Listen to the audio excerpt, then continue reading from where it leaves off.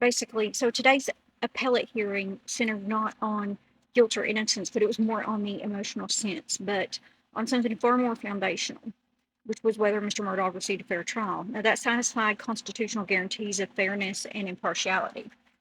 But the defense basically emphasized several critical appellate points. And one of those were the jury integrity and external influence.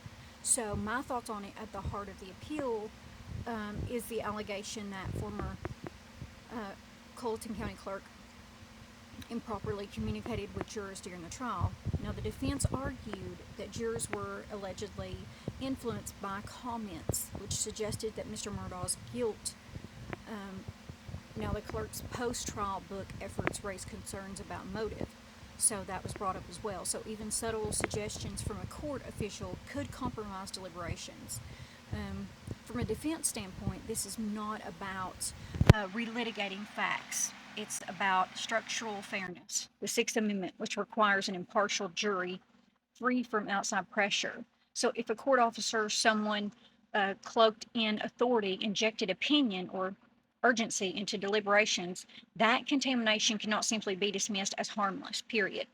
And appellate courts are tasked with protecting the integrity of the system itself. So, and then you have they discuss the prejudicial financial crime evidence. Okay, so the defense also reiterated that the extensive testimony about Mr. Murdaugh's financial crimes may have unfairly prejudiced the jury, which in my opinion it did. Now, while those crimes were relevant to the motive, the defense position is that the volume and emotional weight of that evidence risk turning the homicide trial into a character trial. Now, jurors may have convicted based on moral outrage rather than proof beyond a reasonable doubt of the homicide specifically. So basically, my point, a core principle of criminal law is something that is long rooted in Anglo-American jurisprudence. That is, a defendant must be tried for the charged offense, not for being a bad person, not for other crimes, what have you. So the defense argues the cumulative effect of the evidence created an atmosphere where impartiality was compromised, basically. So, and another thing was the standard of review.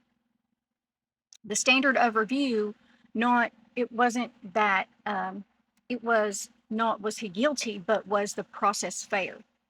So that's what the standard of the review is. Now, the appellate courts do not retry facts.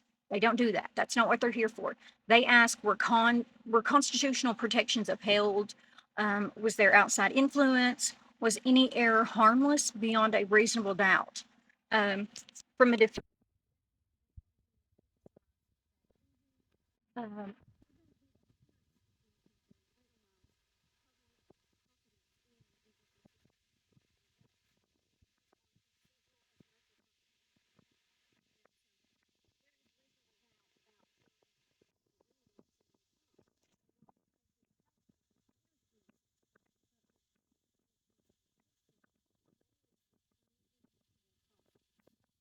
appellate courts are not about trying facts. That's not what we're here for. We're not about that.